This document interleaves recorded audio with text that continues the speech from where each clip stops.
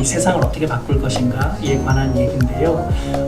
사실 우리가 뇌 누구나 다 너무 신기해하고 알고 싶고, 근데 실제로 뇌를 환자를 치료하거나 혹은 공학적으로 응용하는 연구에 대해서는 많이 알지 못하죠.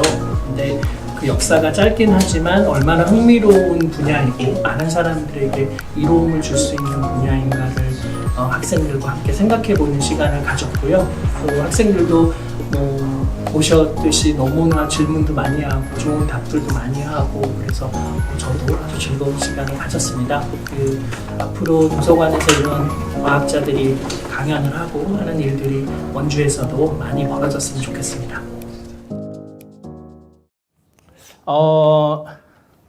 그 뇌공학이라는 말이 낯설죠. 네, 그래서 뇌공학이라는 게 이제 어떤 건지 제가 오늘 좀 소개해 드리고요.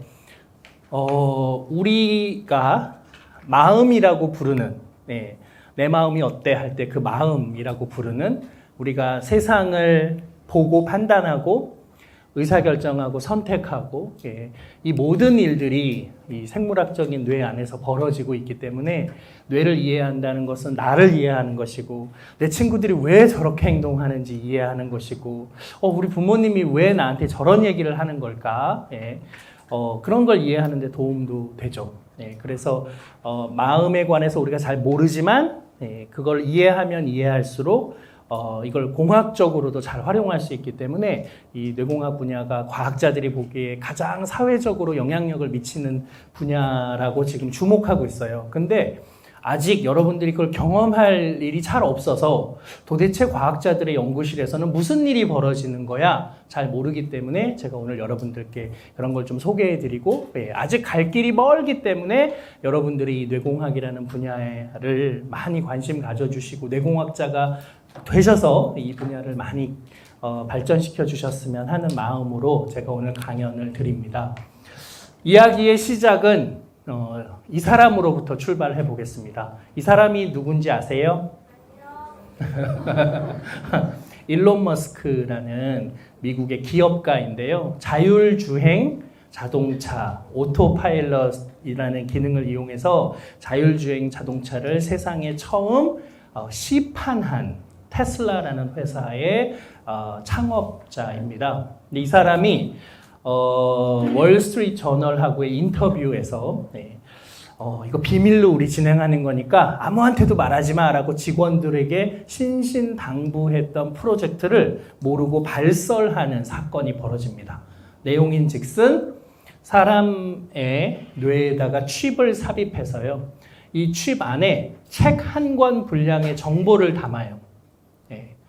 그래서 여러분들이 책을 읽지 않고도 그 책 내용을 머릿속에 담을 수 있는, 우리가 진정으로 원하는, 책 안 읽고 공부 잘하는 그런 세상을 만들겠다. 그리고 뇌 안에서 벌어지는 모든 현상들을 이 칩이 다 레코딩을 해서 이 칩을 여러분들의 손자의 손녀의 손자에게 보내주면, 물려주면 그 손녀 혹은 손자가 우리 조상은 이렇게 생각했구나, 굉장히 산만했네, 야한 생각을 많이 했는걸, 이런 것을 여러분들의 마음을 알 수 있는 그런 칩을 만들겠다는 야심찬 프로젝트를 냈습니다. 가능할까요? 쉽지 않겠죠. 아직은 갈 길이 멉니다. 근데 지금 어디까지 와 있냐 하면, 이 뉴럴링크라는 회사가 어디까지 와 있냐면, 이 스위스 로잔 공대의 이 공학자들하고 함께 연구를 하고 있는데요. 동물, 원숭이를 대상으로 이런 정도의 실험에 성공했어요. 이 원숭이는 여기 척수가 손상이 됐어요.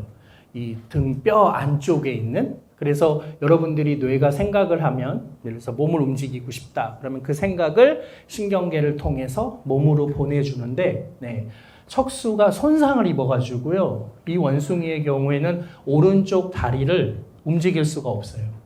오른쪽 다리로 가는 신경 다발이 거의 끊어졌다고 보시면 됩니다. 그러니까 오른쪽 다리를 질질 끌고 다닐 수밖에 없는 그런 원숭이인데, 이 원숭이에게 우리가 해줄 수 있는 것이 무엇이냐?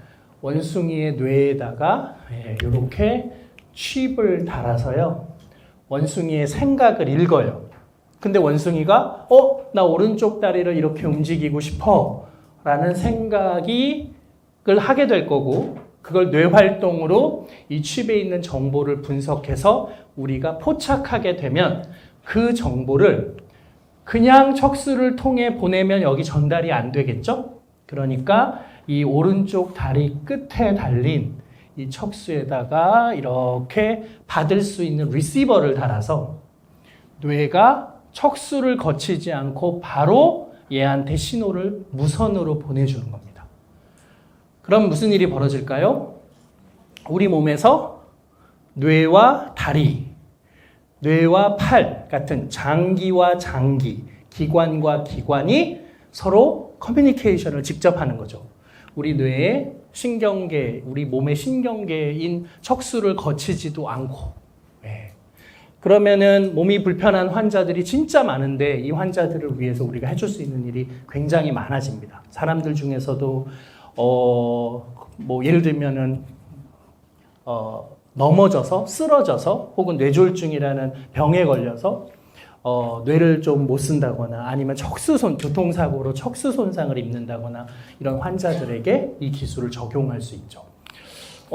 이 기술을 사용하지 않으면 이 원숭이는 오른쪽 다리를 보세요. 거의 사용하기가 오른쪽 다리를 잘 못 쓰고 있죠. 그런데 그 장치를 켜면 보시는 것처럼 오른쪽 다리가 이렇게 걸을 수가 있습니다. 원숭이의 생각을, 오른쪽 다리를 이렇게 움직이고 싶어라는 생각을 지금 오른쪽 다리에게 바로 보내주면 뇌의 명령대로 오른쪽 다리가 지금 움직이고 있는 겁니다. 제가 굉장히 불경스럽게 이야기를 하자면 이제 여러분들이 앞으로 종교의 힘을 비르지 않고도 안진뱅이를 일으켜 세우는 놀라운 기적을 테크놀로지를 통해서 구현할 수 있습니다. 믿습니까?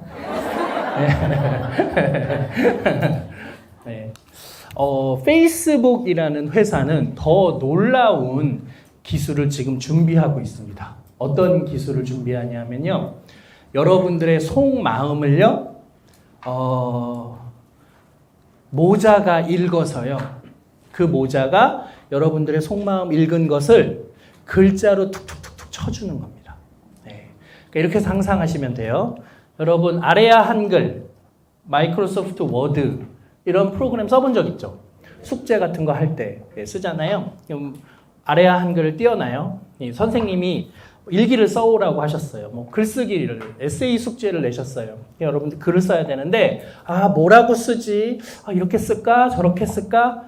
뇌가 막 생각을 하잖아요? 그러면 그때 생각하는 여러분들의 뇌를 촬영해서 모자가 여러분들의 생각을 아레아 한글에 툭툭툭툭 쳐주는 거예요.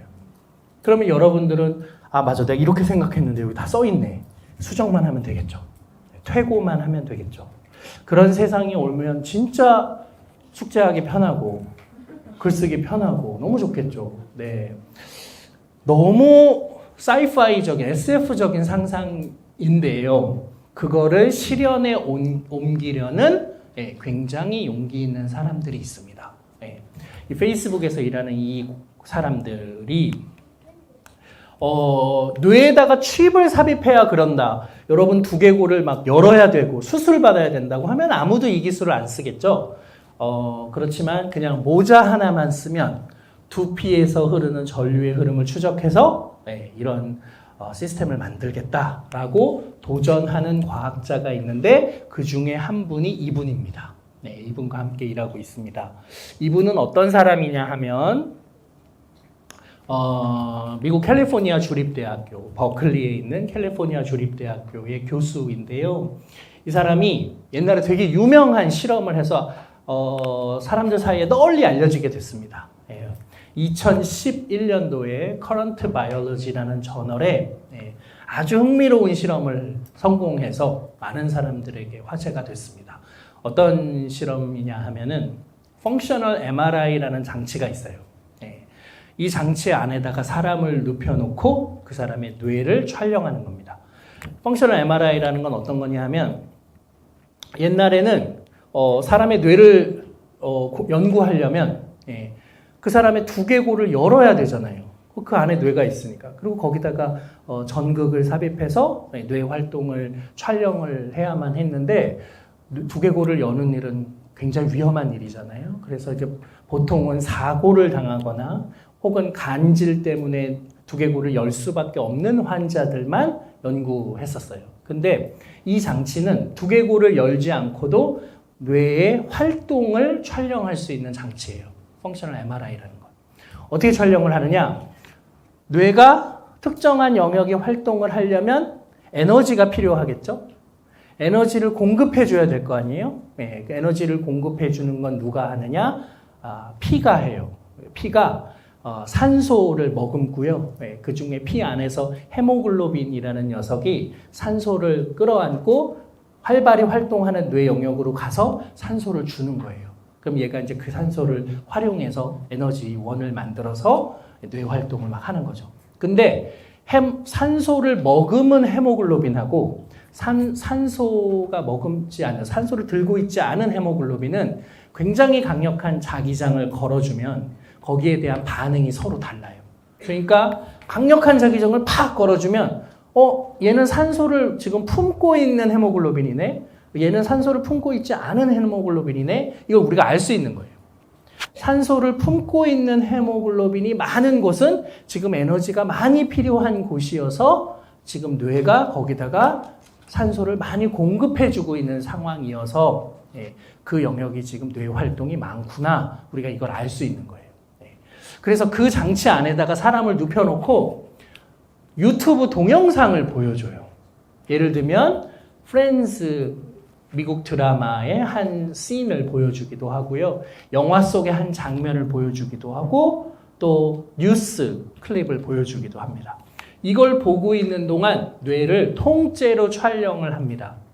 그 다음에 이걸 보는 이 시각 정보를 뇌의 시각 피질이 막 처리하겠죠? 네, 여기를 분석해서요.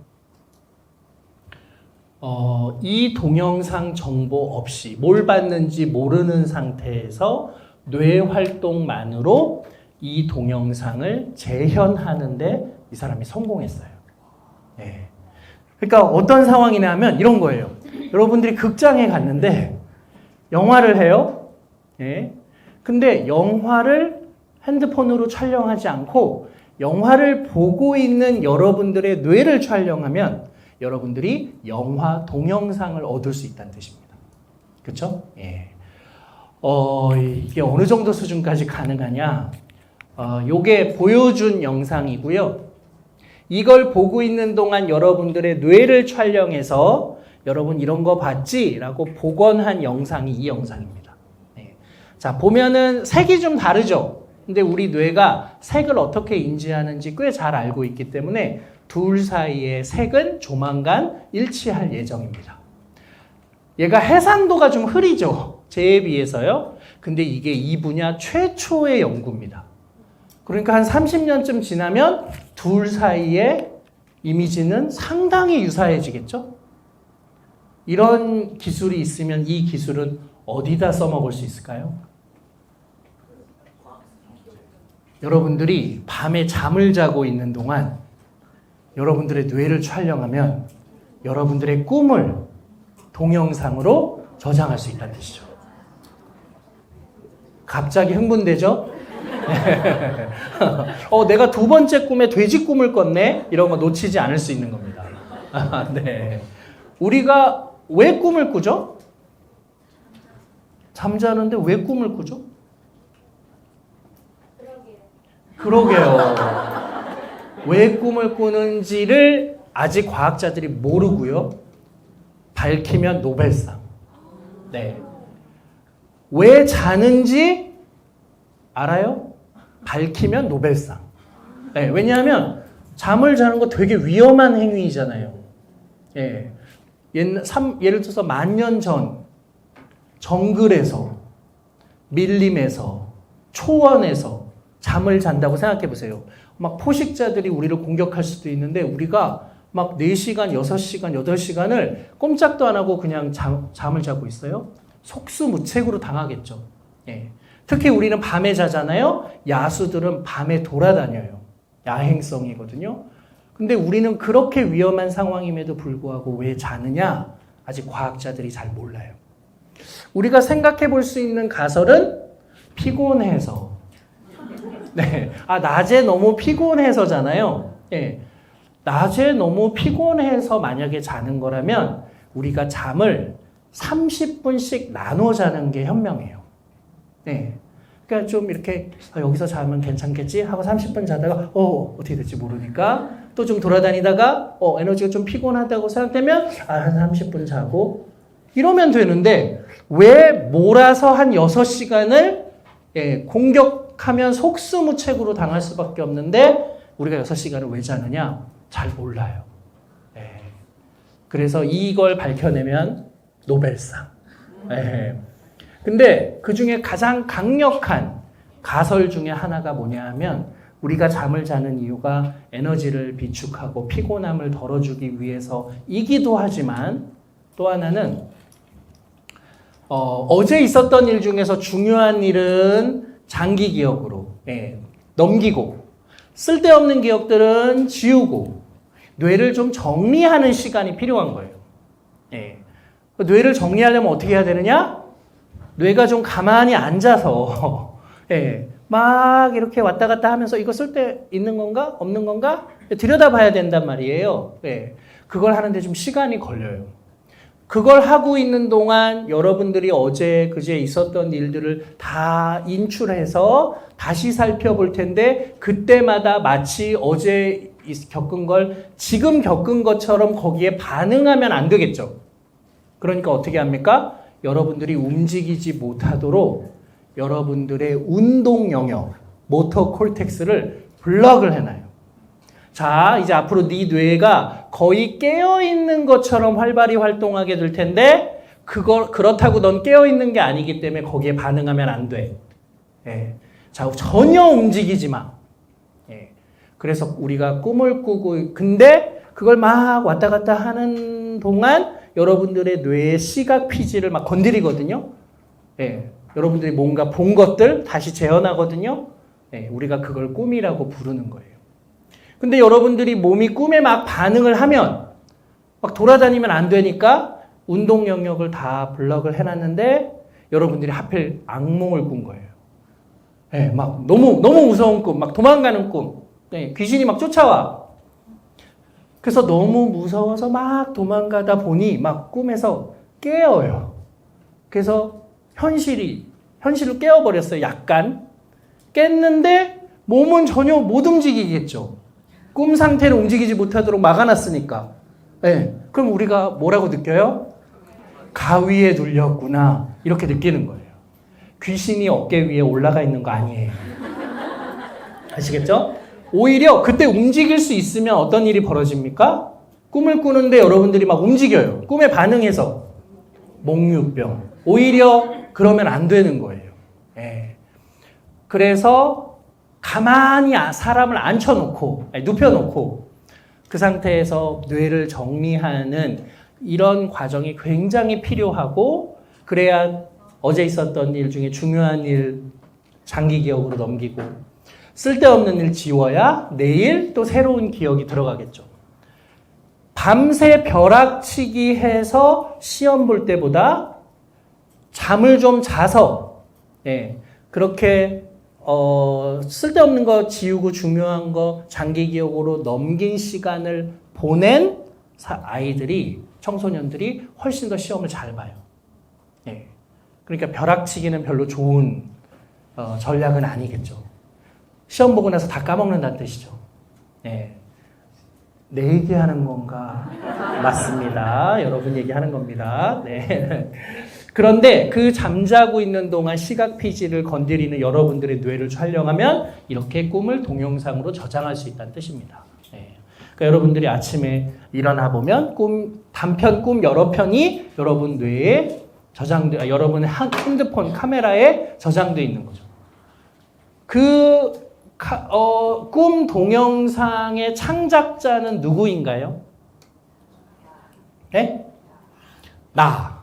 거기 등장인물. 예를 들어서 거기에 막 너무 유명한 브래드 피트가 등장했어요. 네, 안젤리나 졸리가 등장했어요. 안젤리나 졸리에게 우리가 출연료를 줘야 될까요? 안 줘도 될까요? 안 줘도 돼요? 안젤리나 졸리가 나는 당신이 그 꿈을, 그 동영상을 어디다 배포하는 걸 원하지 않습니다. 제 초상권을 지금 침해하고 있는 겁니다. 라고 얘기하면 안젤리나 졸리 말을 들어줘야 될까요? 말아야 할까요? 어떻게 해야 돼요?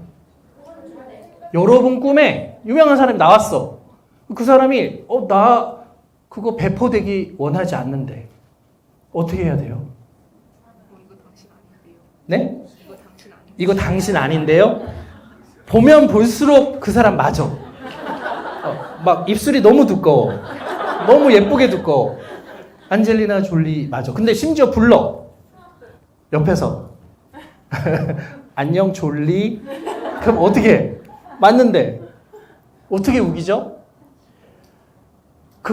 근데 예를 들어서 되게 창피한 모습으로 안젤리나 졸리가 나와. 안젤리나 졸리 입장에서는 그 동영상이 퍼지는 거 원하지 않을 수 있죠. 네. 그러면 우리는 꿈의 창작자이지만 꿈을 내 맘대로 꾸는 것도 아니잖아요. 다음 꿈에서는 안젤리나 졸리님 꿈을 꾸지 않도록 하겠습니다. 사과할 수 있을까요? 쉽지 않죠. 네. 그 꿈에 관한 저작권은 누가 갖고 있는 걸까? 애매하겠죠. 네.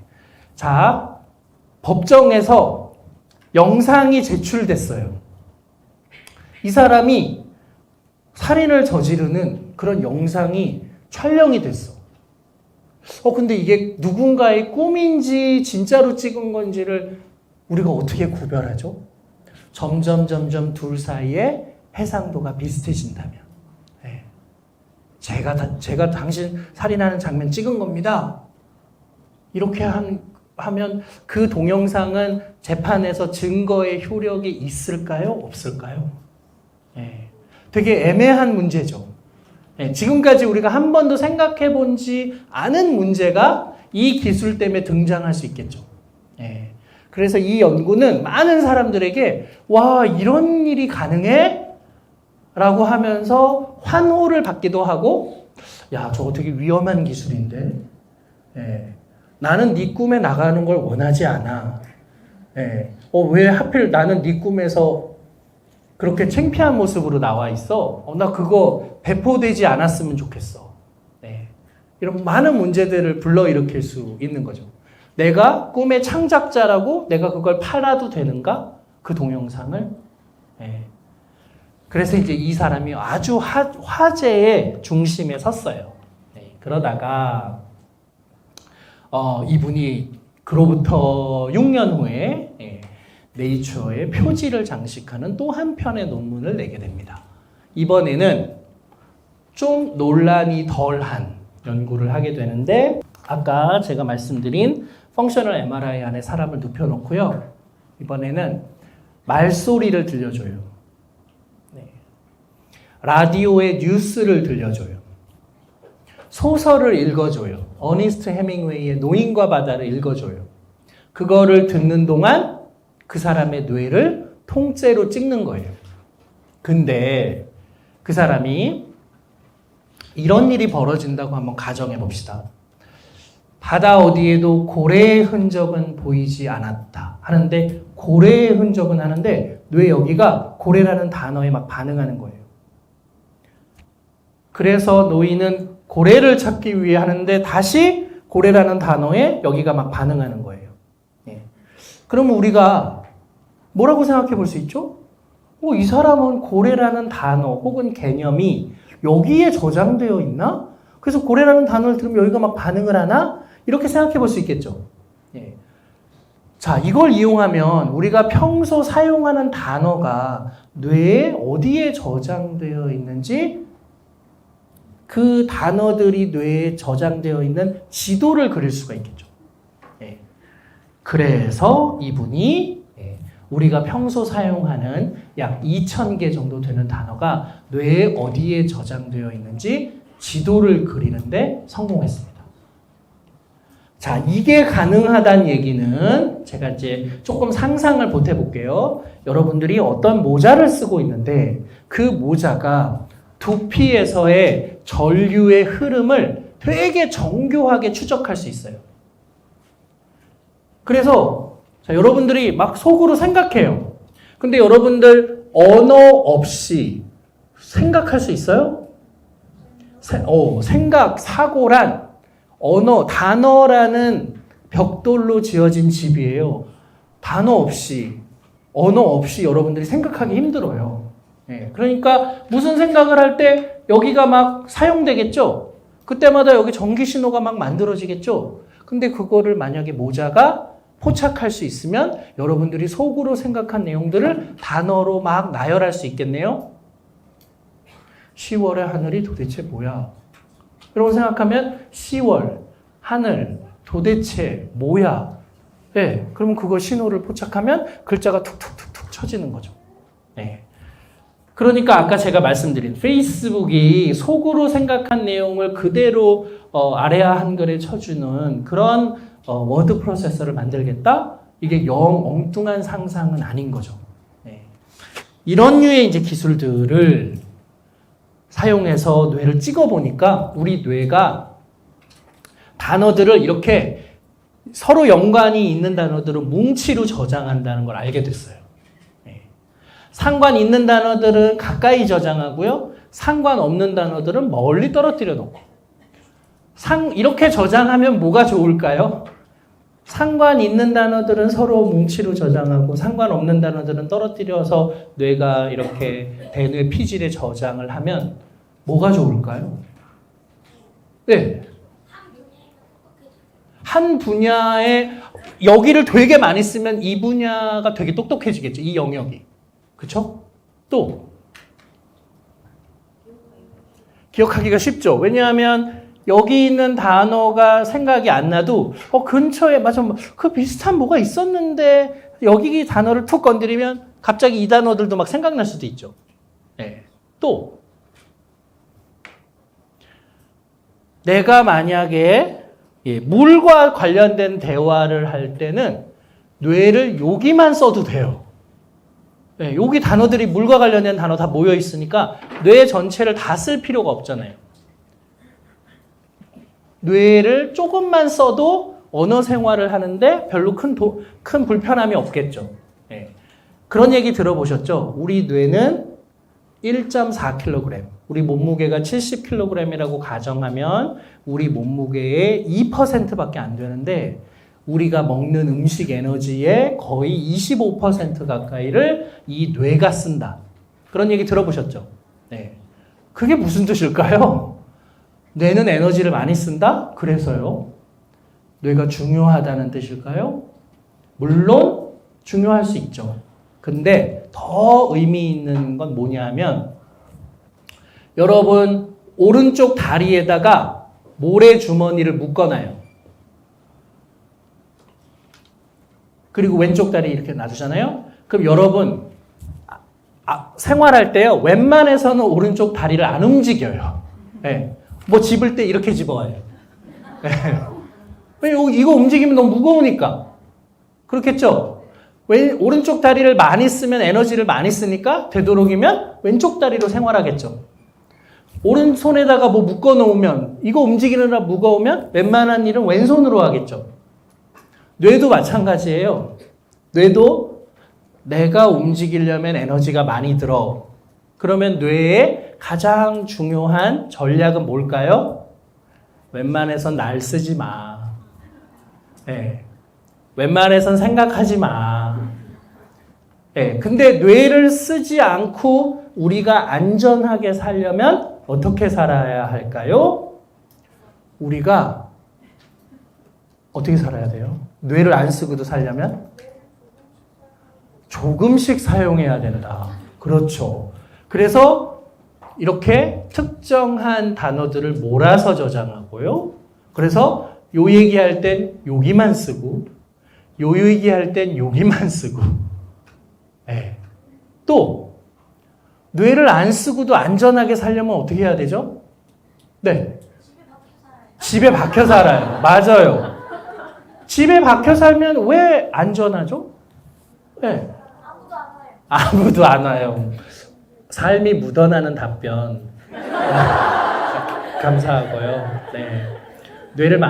친구를 많이 사귀고 뇌를 많이 쓰세요. 또, 또, 뇌를 안 쓰고도 안전하게 살려면 어떻게 살아요? 예? 생각 없이 살아요. 맞아요. 생각 없이 사는데 어떻게 안전할 수가 있죠? 예? 예? 네.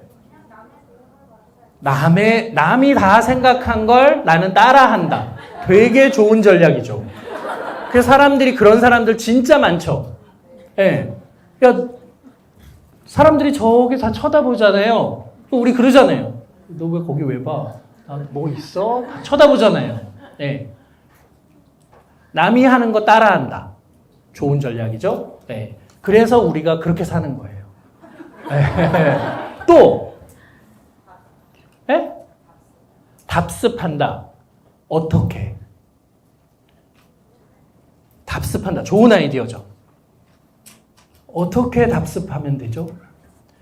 우리가 오늘 안전하려면 오늘 어떻게 살면 제일 안전하냐? 어제처럼 살면 돼요. 내가 어제 다 살아봤잖아요. 어제 한 대로만 살면 어제 다 해봤기 때문에 뇌 안 써도 되고 내가 뇌 안 쓰고도 살면 어떤 일이 벌어지는지 어제 다 경험했잖아요. 네. 그러니까 안전하죠.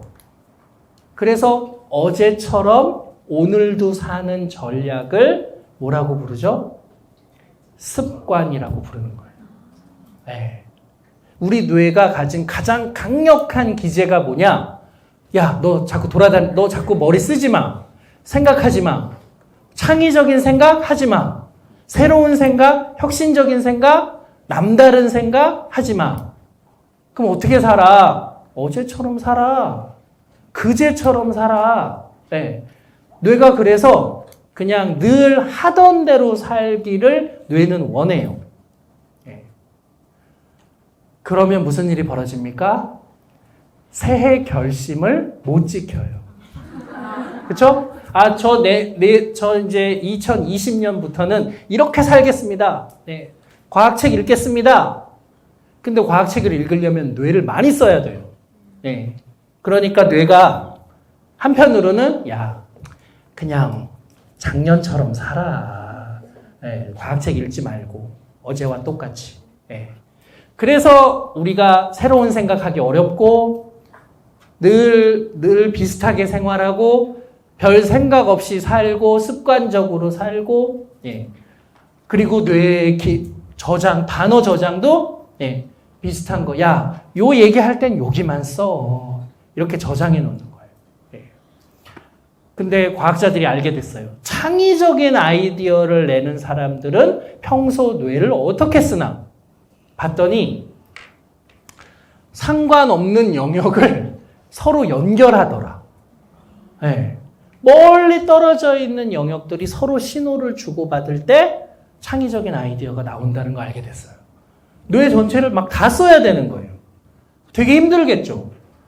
그렇지만 그렇게 쓰는 사람들이 남다른 생각을 하겠죠. 야, 그거랑 그거는 서로 상관이 없어. 라고 하는 걸 연결시키는 거예요. 예. 버터를 빵에 발라 먹어야 되는데, 이제 버터를 빵에 발라 먹으려면은 칼을 가져다가 버터를 잘라가지고 빵에 이렇게 발라야 되는데, 애가 너무 힘들어해. 엄마는, 칼 쓰지 마, 칼 쓰지 마. 아니, 버터를 빵에, 토스트에 잘 발라 먹으려면 어떻게 해야 되지? 어떤 사람이 생각했어? 숟가락. 숟가락을 펐어요? 근데 이게 빵이 말랑말랑, 식빵이 말랑말랑해서, 발라 먹으려고 했더니 빵이 자꾸 뭐 이렇게 얇아져. 예. 딱딱해지게 막, 묵진하게. 그럼 어떻게 해야 돼? 만들 때부터 넣어요. 맞아요. 그래도 되죠. 근데 토스트 만들 때 버터만 발라가지고 토스터기에 떡 넣었더니 그 안에서 녹아요. 막. 어떤 사람이 어떻게 생각했느냐? 엄마가 쓰는 립스틱 안에다가 버터를 넣어서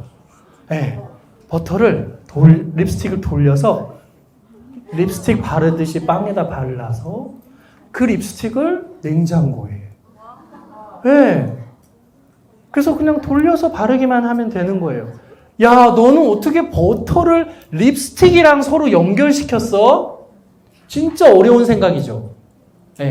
근데 창의성은 원래 남들이 흔히 생각하는 거, 숟가락 써. 이런 생각으로는 우리가 할 수 있는 생각이 작은 거야. 그냥 토스트에 미리 넣어.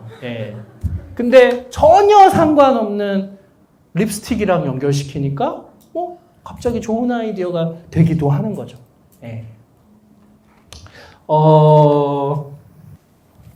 지금 저기 이제 환자분이 계신데 저 환자분이 교통사고를 당해가지고 뇌는 살아있는데 아까 제가 보여드린 대로 척수를 전혀 움직이지 못해서 몸을 전혀 움직이지 못하는 거예요. 가족들이랑 대화를 하고 싶은데 가족들과 대화를 눈 하나 깜빡일 수가 없어서 가족과 전혀 대화할 수 없는 거예요. 그러니까 가족들이 부탁을 했어요.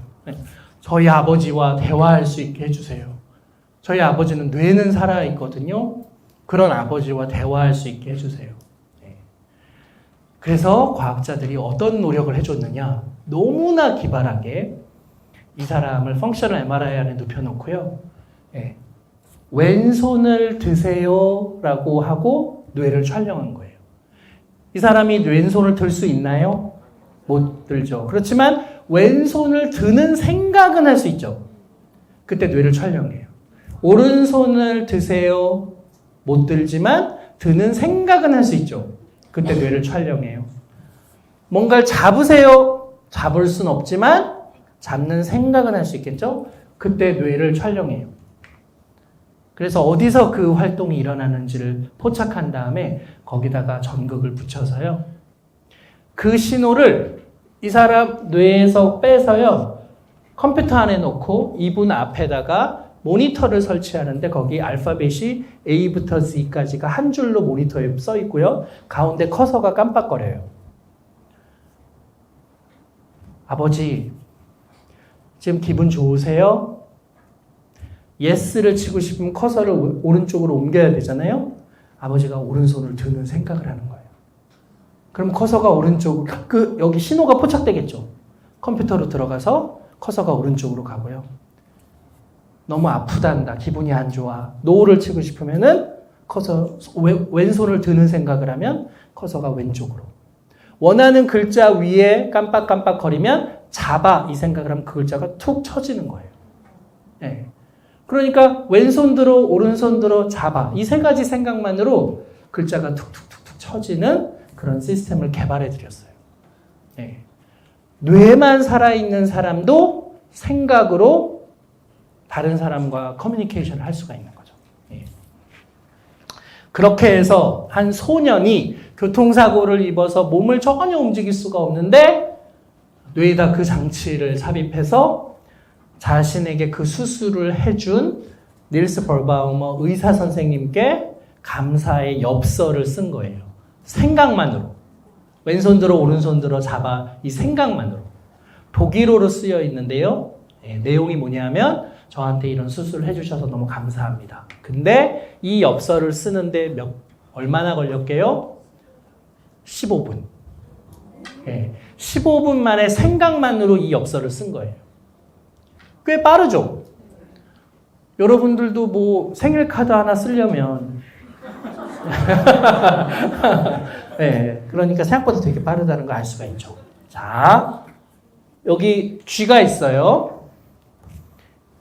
제가 지금까지는 뇌에서 생각을 읽어서 그걸 가지고 우리가 뭘 하는 걸 지금 말씀드린 거예요. 반대로 리모컨이 있는데 리모컨으로 이 쥐의 뇌에다가 신호를 줘서 이 쥐를 우리 마음대로 조정하는 장치를 한번 만들어 봅시다.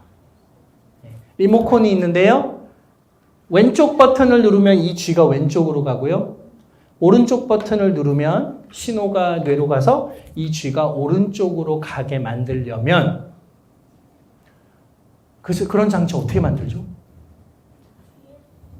네? 리모컨이 있어서 내가 원하는 대로 쥐를 왼쪽 혹은 오른쪽으로 움직이게 하고 싶어요. 어떻게 만들죠? 그런 리모컨? 제가 이 질문을 한국과학영재학교에 가서 고등학생들한테 이 질문했어요. 학생들이 15분 만에 답을 했어요. 제가 부천에 있는 중학교에 가서 이거 어떻게 하죠? 했더니 중학생이 12분 자기네들끼리 막 이렇게 하면 돼요. 이렇게 하면 돼요. 그래서 12분 만에 얘기를 했어요. 제가 울산에 있는 초등학교에 가서 이거 어떻게 만들죠? 초등학생이 8분 만에 이 답을 찾았어요. 잘 생각해 보세요. 이거 어떻게 하죠? 쥐를 왼쪽으로 가게 하고 싶어요. 어떻게 해야 돼요? 오른쪽을 때린다. 좋은 방법이죠. 자, 쥐가 왼쪽으로 가게 하고 싶으면 오른쪽에 큰 소리를 내든 오른쪽 엉덩이를 치든 때릴 수 있겠죠? 어떻게 때려요? 뭐 이렇게 조그만한 플라스틱 손으로 툭툭 건드리게. 그래서 과학자들이 실험을 해봤어요. 그럼 무슨 일이 벌어진 줄 아세요? 처음에는 툭 치는 순간 얘가 돌고 난리가 나요. 근데 그 다음 좀 시간이 지나면 이거 원래 그냥 쳐지는 거라는 걸 알아요. 그래서 쥐가 아는 거죠. 쳐도 이거 아무 의미 없구나. 적응해요. 그래서 왼쪽으로 가지 않아요. 그럼 어떻게 해야 되죠? 쥐를 왼쪽으로 가게 하고 싶어요. 먹이를 주면 되죠. 어떻게 주죠? 왼쪽에 어떻게 줘? 여기 총이 있어. 그래서 총이 왼쪽으로 이렇게 돌아서 뿅 앞에 먹을 게 떨어지게. 그렇죠? 그러면 쥐가 가가지고 왼쪽으로 갈 거 아니에요. 그걸 먹으려고. 과학자들이 실험해봤죠. 그럼 무슨 일이 벌어집니까? 뿅 해서 아니 가서 먹어요. 근데 쥐는요 위가 굉장히 작아요. 그래서요 하루에 200끼를 먹어요. 그런 거 아세요? 자, 우리보다 쥐는 굉장히 크기가 작잖아요. 부피가 세제곱분의 1로 줄어드는데 열 에너지는 피부로 손실되는 열 에너지는 제곱분의 1로 줄어드니까 열 손실은 되게 많고 먹을 수 있는 위의 양은 되게 작고 그러니까 먹으면 금방 배부르고 다 쓰면 또 빨리 먹어야 되고 그러니까 하루에 200끼나 먹는 거예요.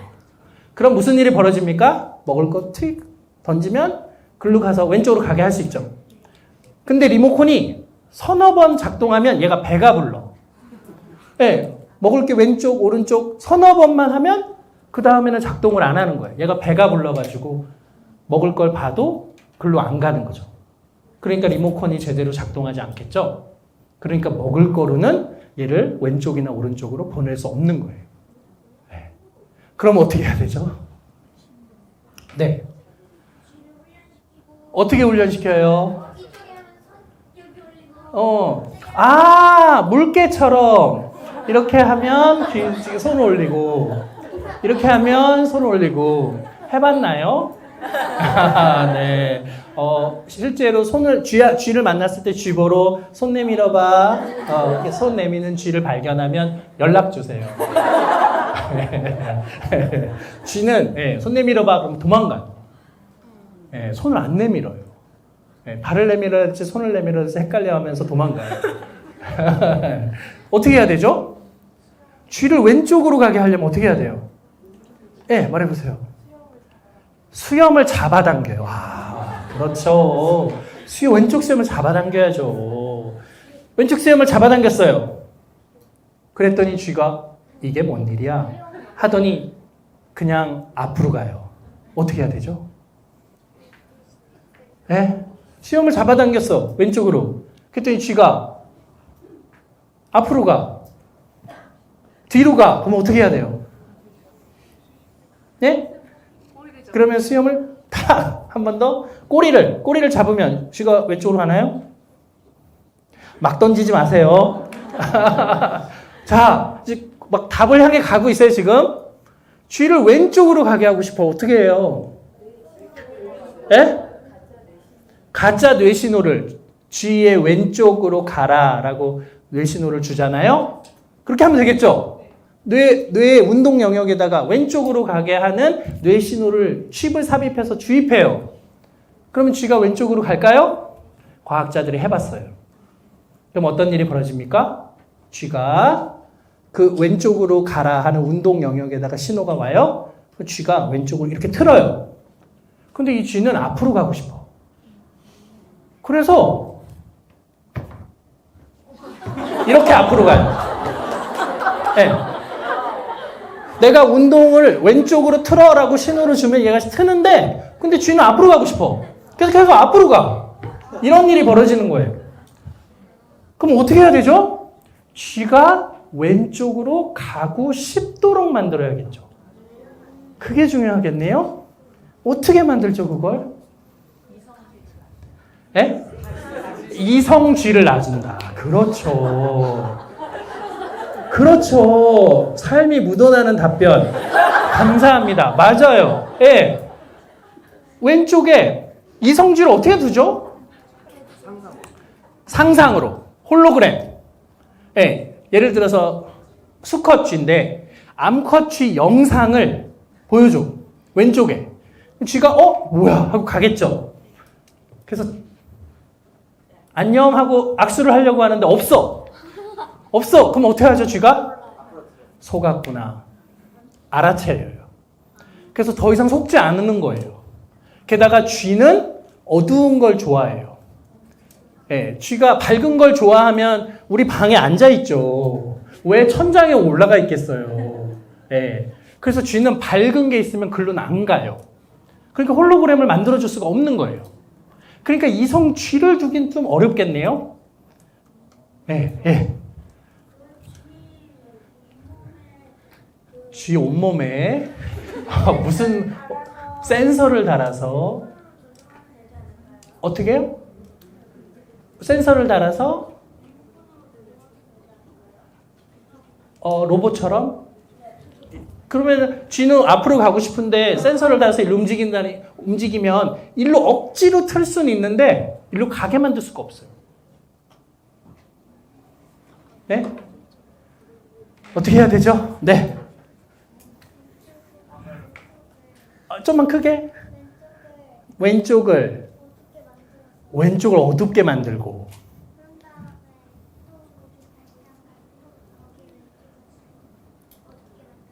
네. 무슨 얘기인지 아시겠어요? 쥐는 왼쪽 어두운 걸 좋아하니까 딴 데를 다 밝게 하고 한 군데만 어둡게 하는 거예요. 왼쪽만. 그러면 쥐가 어두운 걸 좋아하니까 글로 갈 것이다. 과학자들이 해봤죠. 과학자들이 해봤어요. 네. 실제로 쥐들이요, 어두운 곳에 있어요. 그래서 내가 그 어두운 그 파트를요, 옮기잖아요? 그럼 쥐들이 조금씩 옮겨와요. 근데 여전히 주변이 너무 밝으니까 그 공간마저도 쥐한테 불편한 거예요. 그래서 처음에는 그 공간으로 이렇게 오다가 나중에는 결국은 그 방의 구석으로 막 더 어두운 곳을 향해 쥐들이 막 가는 거예요. 그러니까 좋은 아이디어지만 실제로 현실적으로는 그렇게 잘 작동을 안 해요. 자, 이제 포기인가요? 자, 이제 거의 다 왔어요. 이제 한 10분쯤 지났어요, 지금. 네. 고양이를 둬요. 그렇죠. 바로 저런 생각이죠. 자, 쥐를 왼쪽으로 가게 하고 싶으면 어떻게 해야 되느냐? 고양이를 오른쪽에 두죠. 그러면 되겠네요. 고양이를 오른쪽에 두려면 어떻게 해야 될까요? 예. 자, 쥐를 왼쪽으로 가게 하기 위해 고양이를 오른쪽에 두는 기술을 개발해야 되는 거예요. 그게 더 어려워. 예, 어떻게 해야 되죠? 고양이 냄새, 울음소리 그거를 반대편에다가 뿌리면 되겠죠. 인형. 아, 인형. 네, 인형은 근데 쥐는 금방 알아채요. 진짜 고양이처럼 느껴야 돼요. 네, 그래서 로봇, 고양이 로봇, 예, 캣봇, 네. 과학자들이 해봤어요. 실제로. 네. 그래서 쥐 반대편에, 원하는 방향의 반대편에 저렇게 안 좋은 자극, 쥐가 싫어하는 자극을 두는 거예요. 고양이가 대표적이겠죠? 네, 그러면 쥐가 어떤 일이 벌어집니까? 오른쪽을 보고, 고양이를 보고 화들짝 놀라서 왼쪽으로 가야 되는데 앞으로 가요. 사선으로 가요. 이쪽으로도 가요. 그러니까 바로 옆에 이쪽 방향에 고양이를 둔다고 해서 고양이가 그 반대 방향으로만 가지는 않아요. 그러면 어떻게 해야 되죠? 내가 원하는 방향을 제외하고 모든 방향, 나머지 방향에다가 고양이를 둬야 되는 거예요. 되게 어렵겠죠? 그게 더 어렵겠죠? 예. 그러면 무슨 일이 벌어지느냐? 이 방향으로, 고양이! 고양이! 고양이! 다 잘못된 방향의 고양이를 다 경험한 다음에, 아, 여긴 괜찮네 하고 왼쪽으로 가는 거예요. 근데 그렇게 하면, 그러다가 걔를 오른쪽으로 가게 하고 싶으면, 고양이! 고양이! 오른쪽으로 가게 하기가 너무 힘든 거예요. 그 외에 모든 방향이 다 안 된다는 걸 알아야 특정한 한 방향으로만 가니까. 그러니까 우리가 원하는 방향으로 가고 싶게 만들고 갔을 때 좋게 만들어줘야지 그 방향으로 안 갔을 때 나쁘게 만들어주면 이 쥐가 너무 고통스러운 거예요. 무슨 얘기인지 알겠죠? 딴 방향으로 가면 전기 충격을 준다? 그럴 수 있어요. 근데 어딜 가든 전기 충격 계속 받으니까 나보러 어디로 가라는 거야? 왼쪽. 겨우 한 방향 찾았네. 하고 가다가 이제 다시 오른쪽으로 가게 하려면 또 다시 얘가 수많은 시행착오를 해야 되는 거예요. 그 방법은 좋은 방법이 아니겠죠. 그러니까 이제 결국은 아까 말씀드린 대로 그 방향으로 가고 싶게 만들고 갔을 때 뭔가 좋은 일이 벌어져야 되겠죠. 근데 그 좋은 일이 먹을 거면 금방 배부르죠. 그러니까 계속 작동해도 배부르지 않고 계속 좋은 걸 줘야 되겠죠. 그게 뭘까요?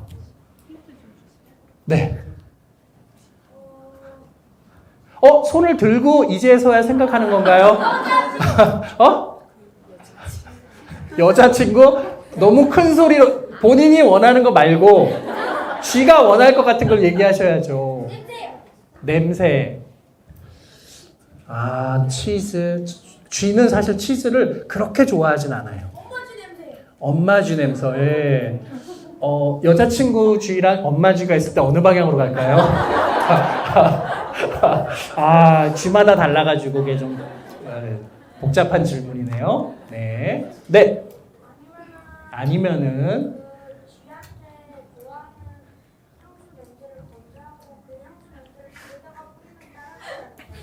그럴 수 있죠. 예. 향수도 좋은 아이디어인데 향수는 특정한 방향에 머물질 않아요. 그래서 금방 퍼져요. 그래서 약간 특정한 방향으로 가게 하기가 쉽진 않아요. 자, 이제 15분이 지났습니다. 이제 나올 만도 한데요. 네. 수염을 잡아당긴 다음에 쾌락을 주는 신경에 전기 자극을 뭔가를 봤어 지금. 뭔가 답을 알고 있어. 근데 정리는 안 돼. 굉장히 중요한 힌트를 지금 준 거예요. 네. 수염을 잡아당기고 쾌락의 중추를 자극한다? 어떻게 연결시킬 수 있을까요? 다시 잘 생각해 볼까요? 네. 그 방향으로 가면 어디다? 뇌 어디에다? 전두엽? 막 던지는구나. 막 던지는 건 측두엽은 왜 안 되지? 네, 아까 어디다? 어디다? 쾌락의 중추에다가. 예. 보세요. G에 여기가요.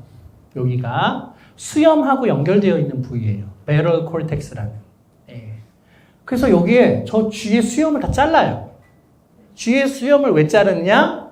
수염을 자르는 건 중요하지 않아요. 그거 뭐 발에다 자극을 줘도 되고 상관없는데 이 방향으로 가라는 명령을 내리는 거예요. 예. 그래서 그 방향으로 가라고. 왼쪽 수염이 잡아당겨지면 G가 왼쪽 수염으로 가, 왼쪽 방향으로 가. 오른쪽 수염이 잡아당겨지면 왜 오른쪽 방향으로 가라는 뜻을 우리가 G한테 전달하는 거예요. 명확하게. 예. 왼쪽 수염을 잡아당기면 G가 왼쪽으로 갈까요? 갈 수도 있고 안 갈 수도 있죠. 예. 왼쪽 수염을 잡아당겼는데 G가 가만히 있어. 앞으로 가, 오른쪽으로 가, 뒤로 가. 그럴 땐 가만히 있어요. 우리도. 근데 G를 왼쪽 수염을 잡아당겼는데 G가 왼쪽으로 와. 그럴 때만 G의 쾌락의 중추, 미디어 포브레인 번들이라는 이 쾌락의 중추에다가 전류를 흘려주는 거예요. 오른쪽으로 가볍게 하고 싶어요? 오른쪽 수염을 잡아당기도록 그 느낌이 받도록 거기에 전류를 흘려줘요. G가 앞으로 가고 뒤로 가고 왼쪽으로 갈 땐 가만 놔두다가 실제로 오른쪽으로 가면 쾌락의 중추에 전류를 흘려주는 거예요. 그러면 G가 배우죠. 이유는 모르겠는데 수염이 잡아당겨져서 그 방향으로 갔더니 기분이 좋아진다. 그러면 시간이 지나면 얘가 무슨 일을 하나요? 수염이 잡아당겨지기를 기다려요. 네. 이유는 모르겠는데 그 방향으로 가고 싶어. 왜? 그럼 기분이 좋아. 너도 해봐. 네. 그래서 우리가 원하는 대로 리모컨으로 G를 왼쪽으로 가, 오른쪽으로 가, 이거를 할 수 있다는 사실을 발견해서 이 연구를 한 사람이 1998년도에 네이처에 논문을 실었어요. 초등학생이 15분, 20분 만에 생각해낸 그 아이디어로. 네. 간단하죠? 과학자 너무 쉽죠? 이거 그냥 만들면 돼요. 자, 이런 G를 만들었어요. 이 G를 어디다 쓰죠? 여러분들 어떤 리모컨이 있어? 리모컨으로 G를 왼쪽으로 가게 할 수도 있고 오른쪽으로 가게 할 수 있어. 리모컨하고 G 한 세트가 여러분에게 주어졌어요. 여러분 그거 어디다 써요? 예? 장난감? 장난감 뭐 그냥 갖고 논다? 갖고 놀려고 이 실험을 하기는 참 시간이 아깝고 또 어디다 쓰죠 이 얘를? 네, 건물 무너졌을 때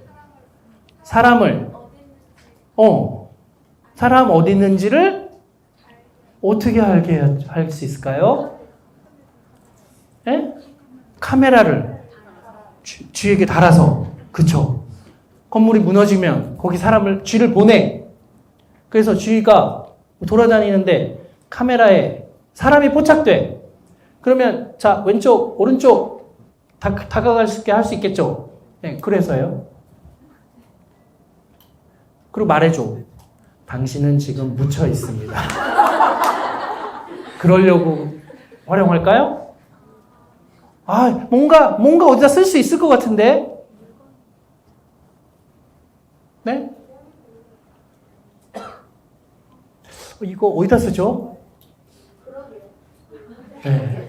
제가 카이스트에서 이 수업 시간에 이걸 어디다 쓸까 학생들한테 막 물었더니 학생 중에 한 명이 여자친구한테 연애 편지를 쥐한테 실어가지고 이렇게 왼쪽 오른쪽 해서 자 연애 편지를 전달해 준다. 그래서 제가 그 학생한테 말해줬어요. 여자친구는 G가 전달하는 연애 편지를 원하지 않는단다. 네. 카이스트 학생들은 연애를 글로 배워가지고 잘 몰라요. 네. 이거 어디다 쓰죠? 사람이 갈 수 없는 곳에 네. G가 카메라에 따라서 구조를 알 수 있게 알아오게 맞죠. 그렇죠. 그렇죠. 사람이 도저히 갈 수 없는 되게 좁은 곳. 그런 곳에 카메라를 달아서 그 지형을 파악하는 데 도움이 될 거고, 카메라만이 아니라 체온계를 달면 아까 학생이 말한 것처럼 사람이 포착돼서 가까이 갔더니 체온이 감지되면 생존자, 네. 체온이 포착이 안 되면 시체, 이런 거 알 수 있겠죠. 네. 얘를 스파이 같은 데 쓸 수 있을까요? 네. 어떻게? 김정은 집무실에 쥐를 달아서, 카메라 달아서 집무실에 넣어주면 어떻게 될까요? 김정은이 쥐를 못 볼까요? 네, 요즘은 너무 작은 막 벌새 같은 카메라가 달려있는 드론처럼 되게 작은 날아다니는 로봇 같은 걸 만들 수 있기 때문에 그걸로 얼마든지 스파잉 같은 게 가능해요. 네, 그게 좋다는 뜻은 아니지만 군사적으로. 그렇기 때문에 쥐에다가 카메라 달아가지고 스파잉 하라고 하면은 제일 먼저 눈에 띄죠. 네, 여러분 방에 쥐가 돌아다녀. 모를 것 같아요? 여러분들 공부하는지 안 하는지 엄마가 방에다 쥐를 풀어. 쥐가 잘 작동할까요? 쉽지 않겠죠. 네. 어쨌든 그런 연구를 하기 위해서 이 쥐를 만들었는데 뇌공학이 하는 일이 이런 일이라는 거예요. 네. 자, 저희 연구실에 키가 한 1m 정도 되는 저런 나오라는 빌린 로봇이 한 대 있었어요. 얘한테 미션을 주는 거예요. 이렇게 미로를 통과하여 목적지까지 가라. 네. 얘는 고개와 몸통을 돌릴 수가 있고요. 이족 보행이 가능해요. 얘한테 이 미로를 통과하라고 하는데 얘는 어느 방향으로 가야 될지 생각하는 뇌는 없어요. 예. 그러면 그 생각, 어느 방향으로 가라, 일로 꺾어져라, 돌아라, 목적지까지 가라, 그 생각을 누가 하느냐? 옆방에 있는 제 학생이 하는 거예요. 옆방에 있는 제 학생이 뇌파 모자를 쓰고 있어서요. 여러분이 왼쪽으로 가 생각을 하면 그 생각을 하는 뇌파가 포착되거든요. 그거를 분석해서 옆방에 와이어리스로 얘한테 지금 보내주고 있는 거예요. 그럼 얘는 왼쪽으로 가는 거죠. 왼쪽으로 가, 오른쪽으로 가, 앞으로 가, 멈춰, 뒤로 가를 말하지 않아도 속으로만 생각하면 생각이 바뀔 때마다 뇌파의 파형이 바뀌어서 우리가 짠 머신러닝, 인공지능 테크닉을 이용해서 얘를 왼쪽으로 가게, 오른쪽으로 가게 해주는 거죠. 다시 말하면 내가 말하지 않아도 내 마음을 헤아려주는, 우리 엄마 아빠도 못하는 남편도 안 해주는 이런 기능들을 이제 인공지능 로봇에게 넣을 수가 있는 거죠. 이분은 인류 최초의 사이보그예요. 사이보그가 뭔지 아는 사람. 네. 자, 사이보그가 뭔지 아는 사람. 신체 일부분이, 와, 굉장히 정교하게 시작하는데, 신체의 일부분이 고철이에요. 와, 깡통 로봇인데? 맞아요. 네, 굉장히 유사하게 가고 있어요. 자, 사이보그랑 사람이랑 로봇이랑 섞인 것. 훌륭합니다. 사이보그는 뭐죠? 사이보그가 뭐예요? 전 아니에요. 뭐 이런 거 말고요. 사이보그가 뭐죠? 네?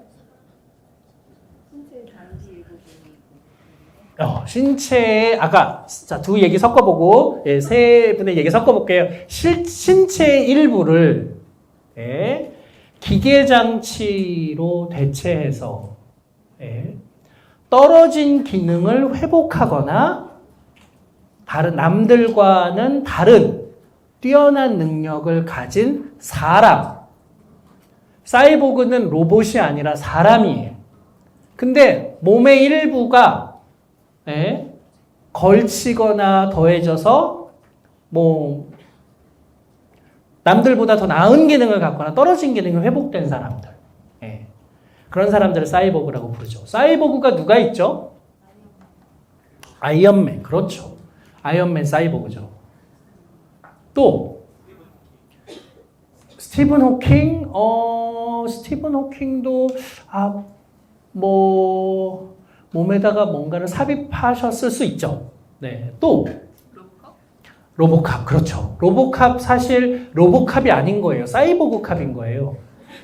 네, 그렇죠. 로보캅은 로봇이에요? 사람이에요. 사람인데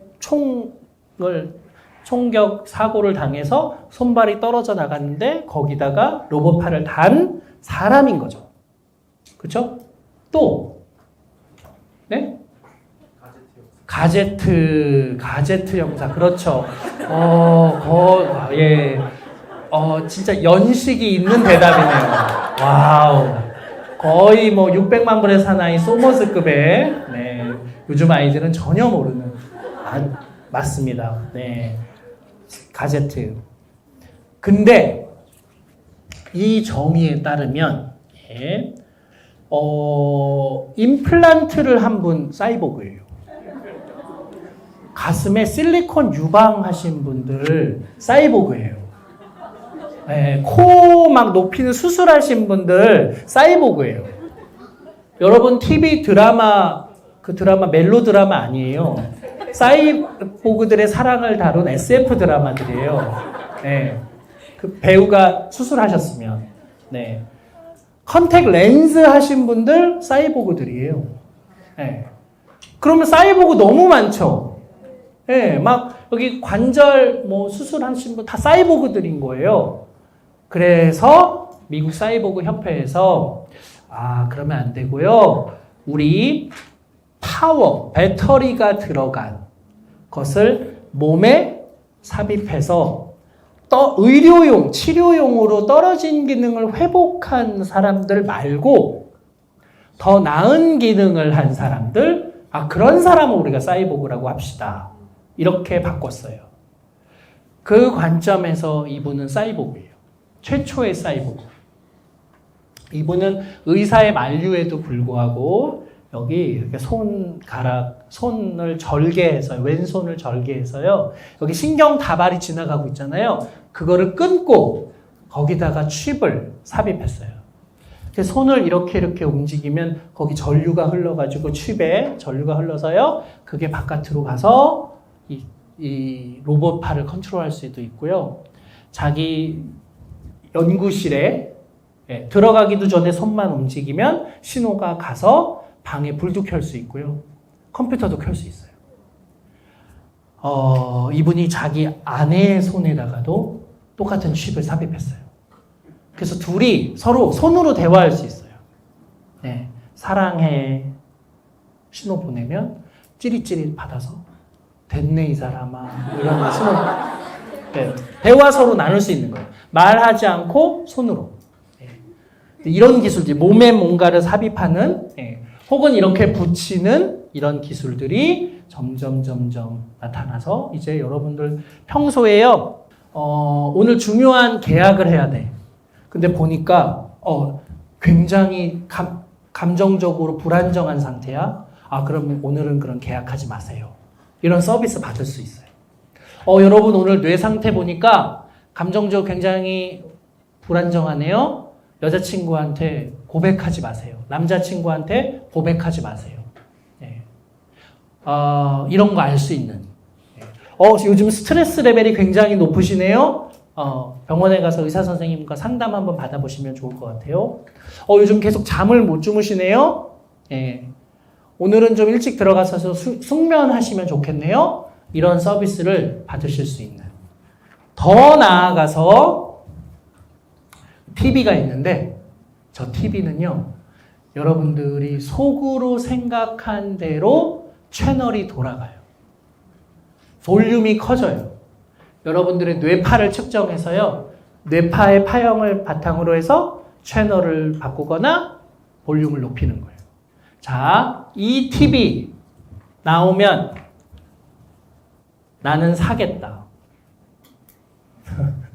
이런 TV가 잘 팔릴까요? 왜요? 이런 TV 나오면 왜 사요? 어떤 이익이 있으면 뭐가 좋아요? 리모컨이 멀리 있는데, 리모컨이 멀리 있는데, 그거 가서 찾는 게 귀찮아서 어떻게 해야 되냐 하면, 자, 다른 채널 보기 위해서 여러분들이, 어제 잠을 못 잤더니 MBC를 못 봐. 이런 일이 벌어져야 되는 거예요. 예. 야, 볼륨 좀 키워봐. 알았어, 엄마. 요즘 주의가 산만해서 볼륨을 못 높이겠어. 이런 TV 원하세요?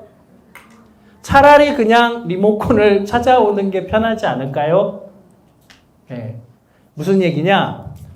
이렇게 TV가 뇌파로 컨트롤된다? 이런 TV는 안 팔려요. 왜냐? 여러분들은 언제 TV가 보고 싶으세요?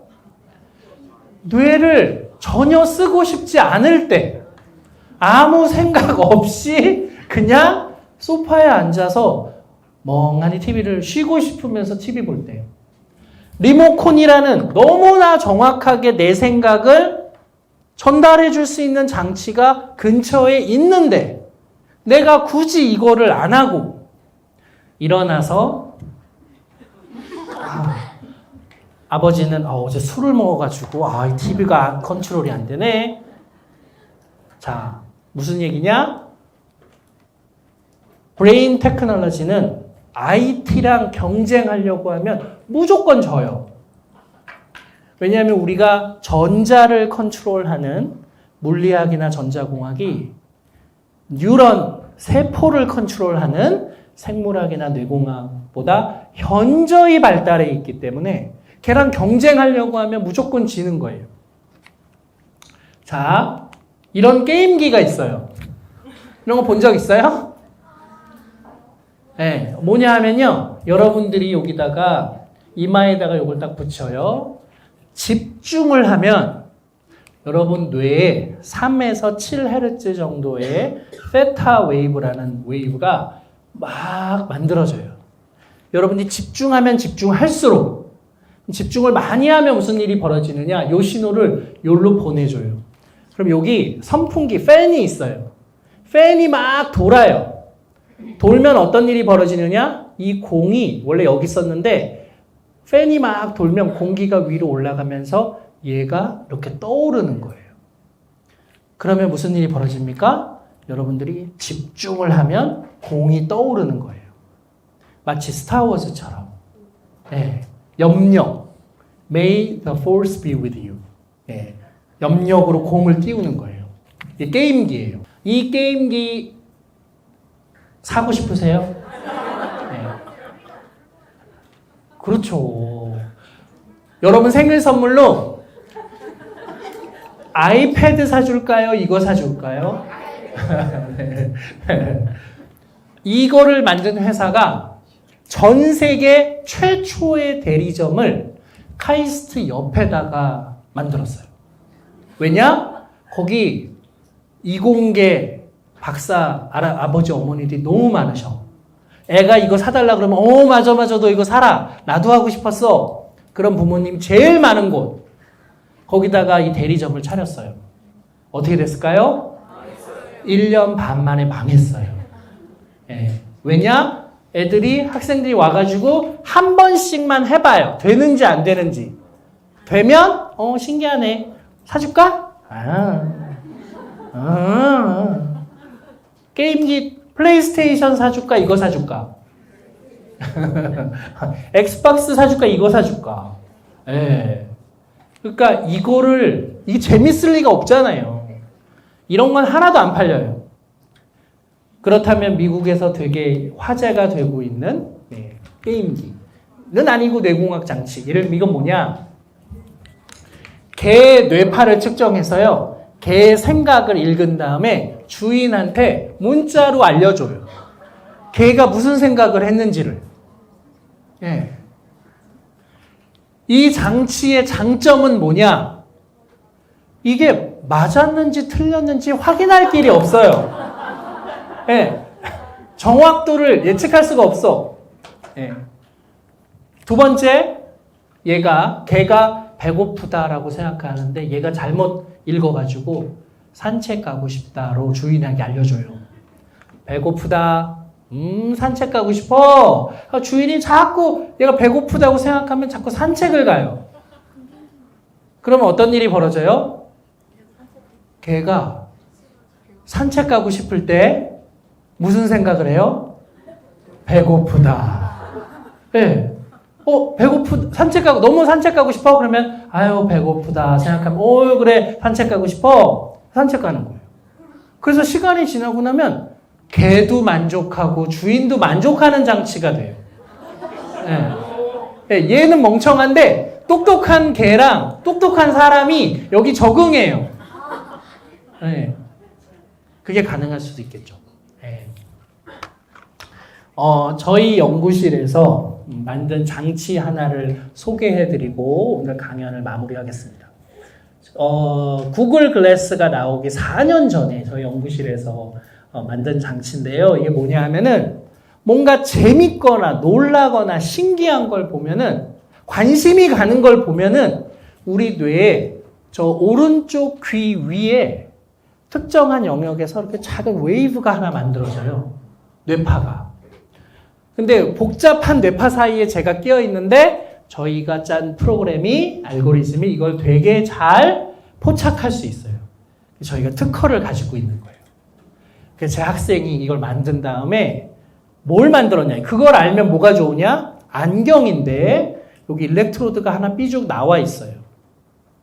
얘가 저 영역에서 저 신호가 포착되는지 안 되는지만 모니터링 하는 거예요. 그래서 만약에 포착이 되면 내가 지금 되게 관심 있는, 흥미로운, 재밌는 뭔가를 보고 있다는 뜻이겠죠. 그러면 여기다가 카메라를 달아가지고요. 앞에 있는 상황을 찍는 거예요. 그리고 그거를 내 핸드폰으로 보내주는 거예요. 그러면 그 안경만 쓰고 하루 종일 돌아다니면 밤에 집에 와보면 내가 오늘 내가 관심 있는, 재밌어하는, 흥미로워하는 장면들이 쭉 찍히겠죠. 저게 있구나 하고 그제서야 핸드폰을 열어서 카메라를 켜서 찍으려고 하면 지나가 버리잖아요. 그러니까 알아서 찍어주는. 굉장히 유용하겠죠. 그래서 이 안경을 쓰고요. 이 카메라를 여기다 달고 일렉트로드를 달고 제 학생이 자기가 만든 이거를 쓰고 막 돌아다녔어요. 시내를. 사진이 계속 찍히는 거예요. 근데 막상 사진을 보니까 다 여자 사진인 거야. 여자 다리 사진인 거야. 그래서 얘는 욕망을 찍는 카메라구나. 나도 어쩔 수 없는 내 뇌를 찍는구나. 이거 되게 도찰의 위험이 있겠다. 그래서 저희가 이거를 연구를 중단했어요. 그래서 이런 연구하면 안 되지. 근데 너무 아까운 기술이잖아요. 이걸 어디다 쓸까 하는데 최근에 한 학생이 좋은 아이디어를 생각해냈어요. 이거를 자폐아. 막 나는 대화하기 싫어. 엄마하고도 얘기 안 할 거야. 나는 나만의 세계에 있을 거야. 라고 하는 아이의 머리에다가 이걸 씌워주는 거예요. 그럼 걔가 관심 있는 것들이 찍히겠죠? 그러면 그 관심 있는 주제로 우리가 말을 걸면 걔가 나는 세상이랑은 대화 안 할 거야 하는 아이가 관심을 보이고 대화를 나눌 수 있겠죠. 그래서 자폐아의 치료에도 도움이 될 수 있지 않을까, 이제 이런 맥락으로 이 연구를 다시 저희가 시작할 수 있게 됐습니다.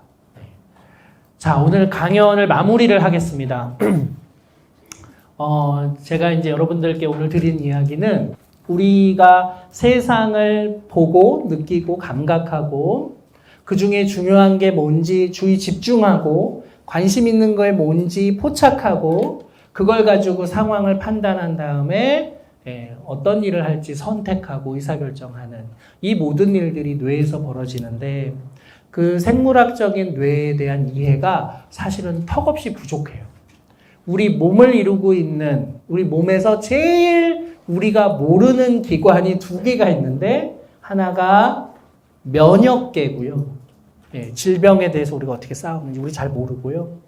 그 다음에 두 번째가 이 뇌예요. 뇌가 어떻게 이런 사고를 하는가. 예. 잘 모른다는 얘기는 앞으로 이 분야의 지식들이 굉장히 많이 만들어지겠죠. 앞으로. 여러분들이 자라서 과학자가 되면 어른이 되면 그때는 또 새로운 뇌에 대한 이해가 생기겠죠. 그러면 그 이해를 가지고 우리가 아픈 분들을 치료해 주거나 아니면 꼭 필요한 실생활에 필요한 공학적인 응용 같은데 얘네들을 쓸 수가 있겠죠. 예. 그런 분야를 우리가 뇌공학이라고 부릅니다. 예.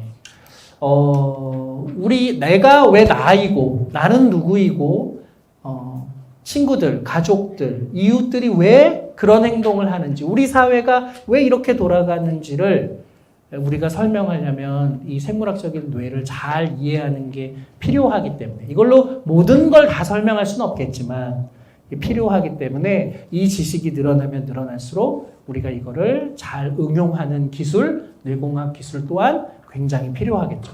그래서 여기 있는 여기 학생들, 젊은이들 그런 분들이 뇌공학에 조금이라도 관심도 가져주시고 마음의 미래라는 책도 있고요.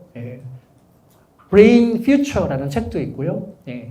뇌공학과 관련된 책들이 되게 많아요. 그래서 그런 책들 도서관에 오셔서 읽고 관심도 가져주고 내가 만약에 뇌를 연구한다면 나는 이 기술을 사람들을 위해서 이렇게 사용하겠다. 그런 좋은 아이디어들을 내시고 그걸 진짜로 만들어주세요. 여러분들이 할 일이 굉장히 많은 분야입니다. 그래서 나중에 여러분들이 자라서 우리 뇌공학회에서 여러분도 과학자, 나도 과학자, 두 과학자로 만나서 진짜 예전에 원주에 오셨었잖아요. 제가 그때 들으면서 저 좋은 아이디어 많이 드렸는데, 저 그때 좀 관심 가져서 공부 좀 했더니 뇌공학자 바로 됐어요. 우리 같이 일해봐요. 그런 과학자로 성장해 주시기 바라겠습니다. 감사합니다.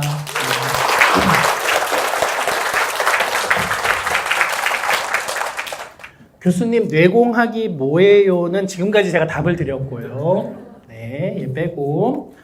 오늘 아침 뭐 먹었어요? 네. 제가,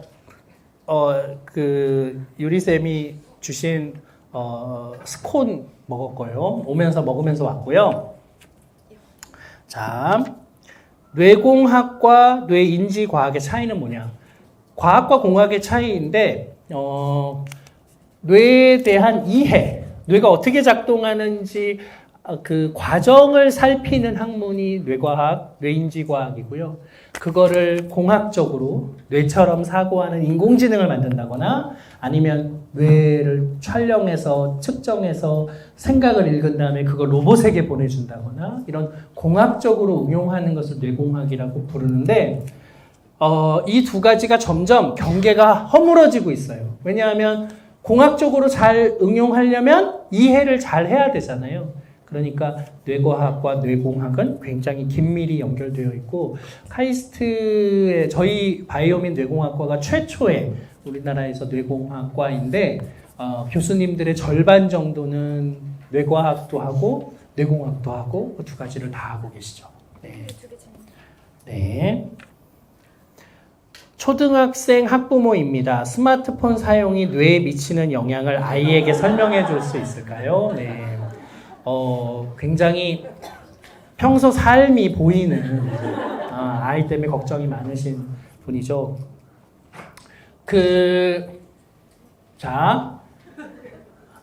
스마트폰이 뇌에 미치는 영향이 좋을까요? 나쁠까요? 스마트폰을 뇌에 대면 뇌가 좋아질까요? 나빠질까요? 네? 나빠져요? 근데 왜 돼요? 당연히 사실 열을 가해도 안 좋고 전자파를 가해도 사실 안 좋기 때문에 핸드폰을 장시간 사용하는 경우에 뇌를 촬영했을 때 그 뇌에 손상을 입는다는 연구들이 많이 있어요. 네, 많이 있는데 근데 우리는 왜 이 스마트폰을 계속 사용하고 싶을까가 사실은 더 중요한 질문인 거죠. 왜 그렇죠? 우리 뇌가 관심 있어 하는 내용들이 여기 다 들어있어요. 네, 그렇죠? 굉장히 자극적이고 재미있는 정보, 유익하기도 하고 그런 정보도 여기 다 들어있단 말이에요. 그러니까 아이가 스마트폰 너무 좋아하고 이 안에서 게임하고 유튜브 보고 그게 이상한 행동일까요? 되게 자연스러운 행동이죠. 네. 문제는 이걸 어떻게 막을 거냐, 네. 어떻게 잘 조절할 수 있게 해줄 거냐 하는 건데, 첫째, 아이가 핸드폰을 덜 사용하게 만드는 제일 좋은 전략 뭐냐? 부모가 핸드폰을 덜 쓰는 거예요. 네. 그게 압도적으로 제일 효과가 좋아요. 네. 엄마 아빠는 계속 핸드폰을 하고 있는데, 맨날 하고 있는데, 니들은 책 읽어! 애가 말을 들을까요? 아이들은, 제 삶의 진실을 알려드릴게요. 아이들은요, 부모의 말은 안 듣고요, 부모의 행동은 따라해요. 네. 아이들이 알아요. 말은 싸고요, 행동은 비싸요. 그래서 행동으로 보여주는 모범이 말로 하는 조언보다 훨씬 더 귀하다는 걸 알아요. 예. 부모가 맨날 TV 보면서 아이 보러 책 보라고 하고 부모는 맨날 핸드폰 하는데 애들 보러 핸드폰 자제하라고 하면 아이가 들을까요? 안 들어요. 예. 아이가 핸드폰을 덜 하는 방법은 부모님을 봤는데 부모님이 맨날 책 읽으셔. 네. 운동하셔. 네. 그러면 애들이 그걸 따라해요.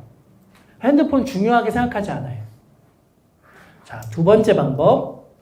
우리 애가 핸드폰과 게임에 중독이 돼 있다는 얘기는 무슨 뜻이냐? 그거 말고 진짜 재밌는 다른 것들을 아직 못 찾았다는 뜻이에요. 부모님들이 못 만들어 주셨다는 뜻이에요. 예. 세상에는 재밌는 것들이 되게 많은데, 예. 애가 스트레스가 되게 많구나. 근데 그 스트레스가 많은 걸 가장 손쉽게 해결하는 방법으로 우리가 어릴 때부터 스마트폰을 줬구나. 예. 아, 엄마가 좀 친구들이랑 얘기하려고 하는데 아빠가 지금 조용히 잠 좀 자려고 하는데 애가 성가셔? 자, 아빠 핸드폰 갖고 놀아. 라는 삶을 어릴 때부터 살았어. 그래서 가장 손쉽게 아이들에게 줄 수 있는 기쁨이 스마트폰이라는 거를 부모도 알고 애도 아는 거예요. 그래서 애보로 애가 게임 중독인 아이를 고치는 가장 좋은 방법은 게임만큼 재미있는 것들을 10개쯤 만들어주는 거예요. 네. 스키도 너무 재밌어. 수영도 너무 재밌어. 네. 노래방도 너무 재밌고, 그림 그리는 거 너무 재밌고, 기타 치는 거 너무 재밌고, 근데 그 중에 하나가 게임이면 애가 스마트폰과 게임에 너무 지나치게 많은 시간을 쓰지 않아요. 네. 근데 아이들에게 그런 걸 만들어주려면 되게 수고스럽죠. 부모가. 네. 책이 너무 재미있는 아이를 키우잖아요. 게임이 중독될 이유가 없어요. 네. 근데 아이가 게임 대신 책을 즐기는 아이로 키우려면 애들을 야단쳐서 책 읽는 게 습관이어야지. 예. 매일 1시간씩 억지로 읽어. 억지로 읽는데 재밌는 애가 어딨어요. 예. 그러니까 책 읽는 걸 즐길 수 있는 환경, 분위기, 함께 책도 고르고, 책에 관해서 부모가 대화도 나누고, 책 진짜 재밌는 거다라는 걸 아이가 충분히 느낄 수 있는 상황을 만들어주면 이제 스마트폰의 강력한 경쟁자가 나타난 거예요. 책, 자전거 타는 거, 퀵보드 타는 거, 수영하는 거, 재밌는 거, 그림 그리는 거, 그렇게 아이들에게 풍부한 자극들을 함께 만들어주면서 게임은 좀 덜해라, 스마트폰 좀 덜해라 라고 해야 애가 이해하죠. 그러니까 우리 애가 스마트폰 많이 해서 걱정이에요 라는 그 질문에 그 모든 탓을 아이와 스마트폰을 만든 스티브 잡스에게만 하지 말고, 가족의 차원에서 이 문제를 잘 우리 해결해 봅시다. 네, 그게 드리고 싶은 말씀입니다. 저는 아빠를 좋아하는데 왜 꿈에서는 아빠가 다치는 걸까요? 아, 꿈에서 아빠가 다치는구나. 너무 사랑해서 그런 거예요. 꿈은 여러분들의 불안을 보여주고 있습니다. 그래서 여러분들이 아빠를 걱정하면 꿈에서 그거를 시뮬레이션을 해보는 거예요. 아빠가 다치면 어떡하지? 라고 걱정을 한 번이라도 했으면 꿈에 아빠가 다치는 꿈을 꿀 수도 있는 거예요. 네. 그것이 미래를 예측하거나 그런 거 전혀 아니에요. 예, 잘 보세요. 우리가 뭐라고 얘기하는지. 꿈이 들어맞기도 하잖아요. 꿈이 틀리기도 하잖아요. 꿈이 들어맞으면 우리가 예지몽이라고 부르죠. 꿈이 안 맞으면 꿈은 원래 반대야. 얘기하죠? 그러니까 꿈은 들어맞거나 들어맞지 않거나 모든 경우에 지금 다 쓸 수 있는 얘기를 우리가 하고 있는 거예요. 꿈은 미래를 예측하지도 않고요. 그냥 그저 여러분들의 불안을 반영하는 거예요. 여러분들이 뭔가를 불안해한다는 얘기는 그런 일이 벌어질 가능성이 좀 있다는 얘기죠. 아버지가 운전을 좀 험하게 하시나 보네요. 네. 아버지가 술을 좀 드시고 계단을 잘 넘어지시나 보네요. 네. 그러니까 아이가 아버지가 걱정이 되는 모양이네요. 그래서 꿈에 아버지가 자꾸 다치고, 네. 이거는 아버지와 상의해 보세요. 네. 아, 아버지가 왜 걱정돼요? 아, 그래요. 아버지 술 줄이시고 운전 좀 천천히 하시고. 네. 자, 다 할 수는 없는데 2개만 더 해보겠습니다. 과학이랑 친해지고 싶은데 어떻게 친해져야 할지 잘 모르겠어요. 과학을 재미있게 공부하는 법을 알려주세요. 자, 지금 현재 우리나라에서 과학 여러분 수업 시간에 그 과학 공부가 나는 너무너무 재밌다 라고 하는 학생들은 변태예요. 네. 왜냐? 저도 어렸을 때요 과학이 재밌지 않았어요. 학교에서 배우는 과학은 잘 알 수 없는 용어로 이루어져 있는 개념, 공식을 가르쳐주고 그걸로 계속 문제풀이를 하고요. 주어진 시간 내에 실수 없이 문제를 잘 푸는 연습을 많이 하는데 이걸 왜 배워야 되는지는 잘 안 가르쳐줘요.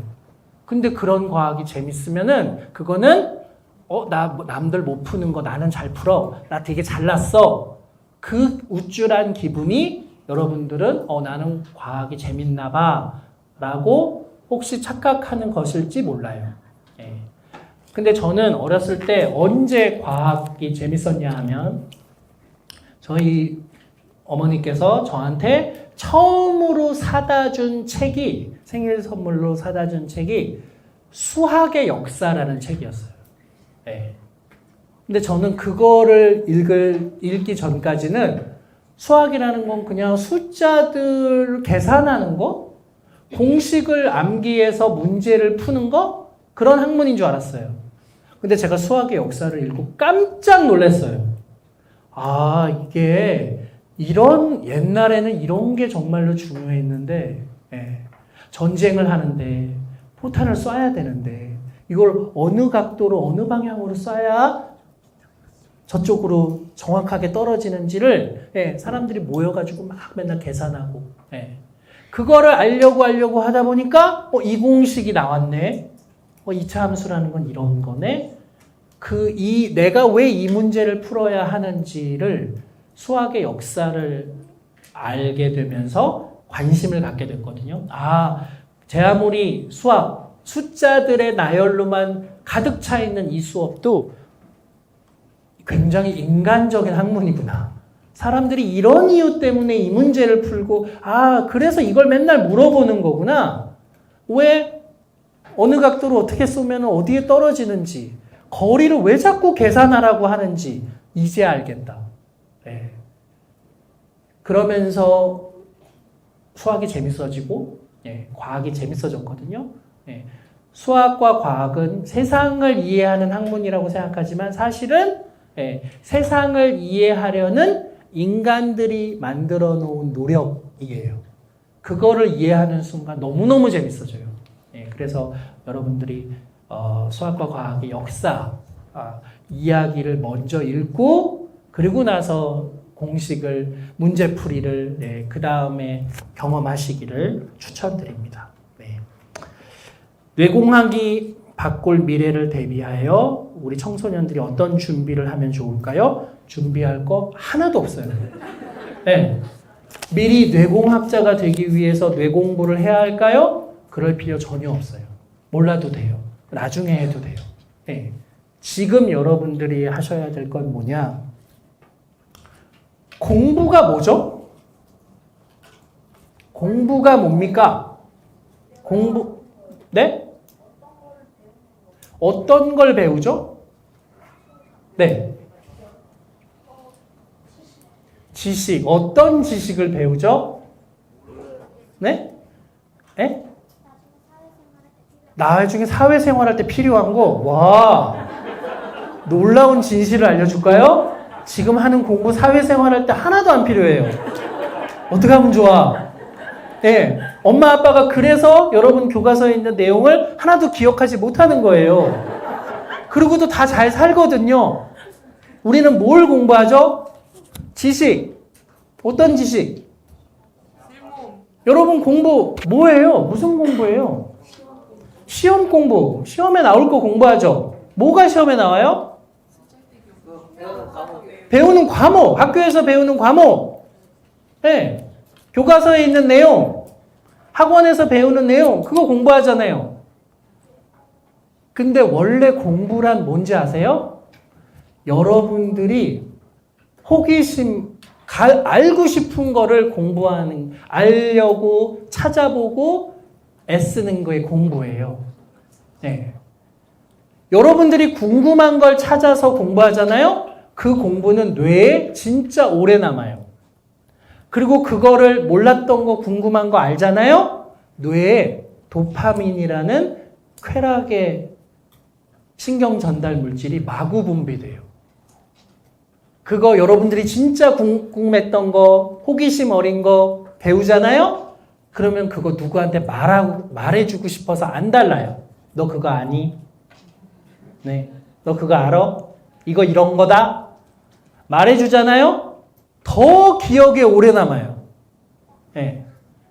그래서 공부란 뭐냐? 내가 호기심 어린, 내가 궁금한 거를 열심히 찾아서 와, 이런 거구나 이해하는 거. 예. 그래서 공부는 진짜 재미있는 거구나 라는 거를 어렸을 때 경험하는 거. 그게 여러분들이 해야 할 유일한 일이에요. 예. 그거 말고는 하나도 안 해도 돼요. 예. 세상이 여러분 머릿속에 집어넣으라고 하는 걸 여러분들이 성실히 열심히 집어넣어서 잔뜩 넣어서 훌륭한 뇌공학자가 되지 않아요.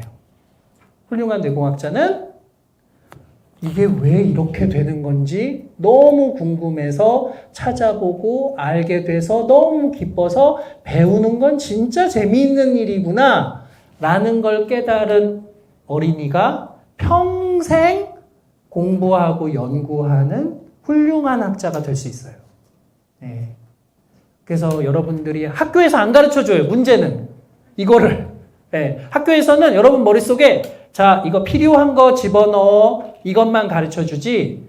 네가 진짜 궁금한 거를 너 스스로 찾아서 공부하는 법을 가르쳐주지 않아요.